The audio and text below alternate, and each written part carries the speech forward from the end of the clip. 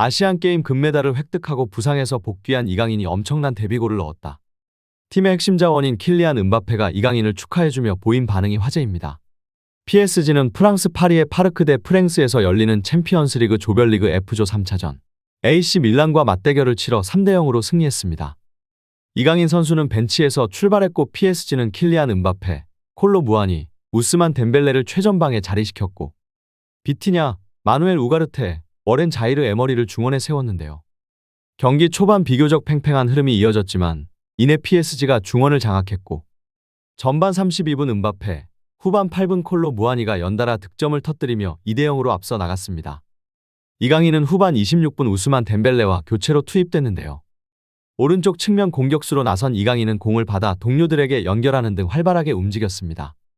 후반 44분 이강인은 오른쪽 측면에서 공을 잡은 뒤 자이르 에머리에게 내줬고 박스 안으로 침투했는데 에머리는 오른쪽에서 낮고 빠른 크로스를 시도했고 박스 안에서 대기하던 곤살로 하무스는 이를 흘렸습니다. 공을 잡은 이강인은 그대로 강력한 왼발 슈팅으로 팀의 세 번째 골을 기록했는데요. 이 골은 이강인의 챔피언스리그 데뷔골이 되었습니다. 여기에 PSG 입단 이후 첫 골로 이강인 선수에게는 너무나 의미가 깊은 골일 수밖에 없습니다. 골이 터지자 킬리안 음바페와 곤살로 하무스 등의 동료들은 자신이 골을 넣은 것처럼 기뻐해 주었는데요. 이로써 PSG는 챔피언스리그 죽음의 조에서 현재 1위를 달성하며 선저전 중입니다. 팀의 핵심 자원인 킬리안 음바페 또한 이강인의 골에 축하를 해줬는데요. 이강인 선수의 얼굴을 감싸고 웃으며 기뻐하는 모습과 이강인 선수를 콕 집어 하이파이브하는 모습을 보여주었습니다. 킬리안 음바페는 시즌 시작 전만 해도 PSG에 이미 마음이 떠났고 연이어 레알에 갈 것이라는 보도가 이어졌었는데요. 하지만 이적 시장이 끝나가는 시점에도 팀을 나가지 않았고 팀을 나가게 된 건 네이마르였습니다. 네이마르와 포지션이 겹쳐 자신이 원하는 위치에서 뛰지 못했던 음바페는 네이마르가 나가고 자신의 국대 동료인 덴벨레가 오면서 일단은 팀에 남게 되었는데요. 그렇게 PSG는 음바페를 투입시키지 않고 시즌을 시작하였지만 결과는 심각했고 결국 음바페를 투입할 수밖에 없었습니다. 이번 시즌을 끝으로 파리 생제르맹과 결별이 유력해지고 있는 킬리안 음바페에 대한 관심이 점점 뜨거워지고 있는 상황인데 계약 연장 소식이 들리지 않으면서 내년 여름 결별할 것이 유력해지고 있다고 현지 언론들은 밝혔는데요. 음바페는 지난해 여름 2+1년 계약을 맺었습니다. 하지만 음바페가 이번 시즌 팀에 잔류하겠지만 1년 연장 옵션을 발동하지 않을 것이라고 선언하면서 논란이 됐는데요. 음바페는 최근 인터뷰에서 재계약은 팀의 성적을 보고 하고 싶다고 밝혔습니다. 리그에서의 성적은 3위로 준수한 출발을 이어가고 있는데 음바페의 이러한 발언은 챔피언스리그의 성적으로 보인다고 말하고 있는데요. 모두가 죽음의 조에 들어간 파리 생제르맹이었기에 힘든 싸움이 될 거라 예측했습니다. 지난 경기 뉴캐슬과의 조별리그에서 파리 생제르맹은 4대1로 대패를 하고 말았는데요. 당시에 아시안게임으로 이강인 선수도 없었습니다. 전방 공격수인 우스만 덴벨레가 생각처럼 활약을 보여주지 못해 음바페 혼자 이끌어가는데 문제가 있었는데요. 하지만 이강인이 복귀하고 부상에서 회복하면서 다른 양상을 보였습니다. 파리의 언론은 선발 출전한 덴벨레는 공격 포인트 없이 19번 공소유권을 잃는 등 기대를 밑돌았다. 루이스 엘리케 PSG 감독이 기대한 공간 창출 능력도 선보이지 못했다. 결국 후반 26분 이강인과 교체 투입돼 벤치로 물러났다. 2대0으로 앞선 상황에서 교체 투입한 이강인은 강한 압박과 유려한 탈압박으로 오른쪽 측면에 대한 지배력을 키웠다. 후반 44분 아크 정면에서 골문 우측 하단을 찌르는 날카로운 왼발 중거리 슛으로 PSG 데뷔골이자 UCL 데뷔골을 터뜨렸다고 말했는데요. 덴벨레의 71분과 이강인의 19분이 비교될 수밖에 없는 경기였다며 공격 포인트 생산뿐 아니라 경기장에서 보여준 임팩트 자체가 달랐다. 이강인은 지상 경합에서 3번 승리하고 한 번의 태클을 성공하는 등 파이터 다운 면모를 과시하며 테오 에르난데스를 중심으로 한 밀란의 왼쪽 공격을 틀어막는 데도 공헌했다. 이강인과 덴벨레는 왼발잡이 윙어 겸 공격형 미드필더라는 공통된 특성 때문에 공존이 쉽지 않다.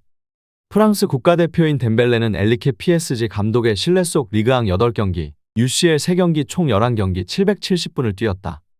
스트라스부르전에서 교체로 출전하기 전 리그에서 6경기 연속 선발 출전했다. 그럼에도 아직 데뷔골을 넣지 못하고 있다. PSG가 덴벨레 영입에 들인 이적료는 5천만 유로 715억 원다. 반면 절반에도 미치지 않는 2200만 유로 약 315억 원을 들여 영입한 이강인은 허벅지 부상과 아시안게임 차출 등으로 리그 3경기, UCL 2경기 총 5경기 252분을 뛰었다. 덴벨레의 3분의 1도 뛰지 못했지만 데뷔골은 더 빨랐다. PSG는 지난 2시즌간 리오넬 메시에게 의존했는데 지난 여름 메시가 떠난 뒤 테크니션인 메시의 향수를 조금이라도 지우는 건 덴벨레보단 이강인이다. 라고 말하며 이강인 선수의 재능이 아직 주목을 받고 있지 못한다고 말했는데요. 언론은 이강인 선수가 부상을 입기 전부터 리그 초반 경기에서도 이해하기 힘든 부분이 많았다며 애당초 이강인의 포지션은 미드필더 10번의 위치인데 현재 PSG에서는 이강인 선수를 그 위치에서 쓰고 있지 않다. 물론 이강인 선수가 드리블과 볼 간수 능력이 대단하지만 전술의 변화로 인해 현대의 윙어들은 상대 선수를 돌파하기가 쉽지 않다며 그만큼의 스피드가 뒷받침되어야 하는데 이강인 선수의 장점은 그게 아니라고 말했는데요.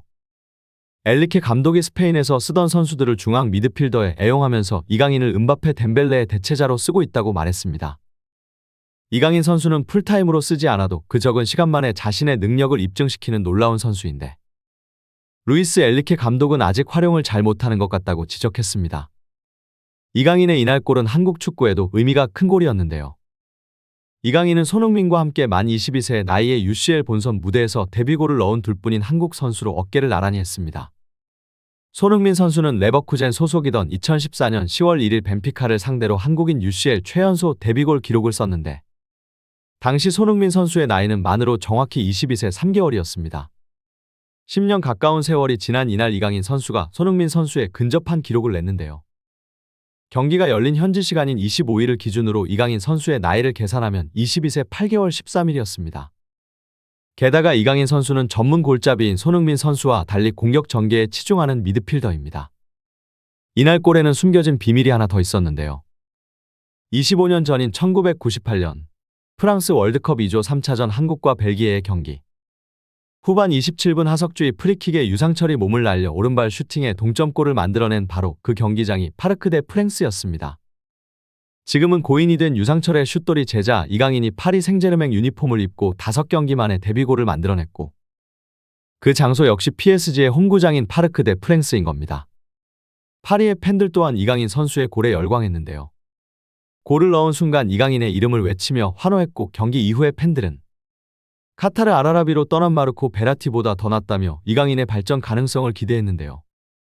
베라티는 이탈리아 국가대표 출신 미드필더로 2012년부터 지난 여름까지 11년간 PSG에 헌신한 구단 레전드 중 한 명입니다. 이런 베라티를 벌써 잊을 정도로 이강인은 팬들의 마음을 확실하게 사로잡았는데요. 또 다른 팬들은 선발 출전에 무득점에 그친 덴벨레 대신 이강인을 더 오래 보고 싶다고 했습니다.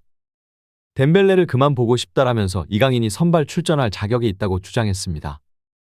한편 입단 후 5경기 만에 데뷔골을 신고한 이강인은 오는 29일 오후 9시 브레스트와와 리그 1 원정 경기에서 시즌 2호 골 및 리그 데뷔골에 도전할 예정인데요. 이번 경기 활약을 바탕으로 덴벨레의 우위를 점한 이강인은 향후 주전 경쟁에 있어서도 더욱 탄력을 받게 될 전망입니다. 오늘 영상은 여기까지입니다. 시청해주셔서 감사합니다. 구독과 좋아요는 영상 제작에 큰 힘이 됩니다.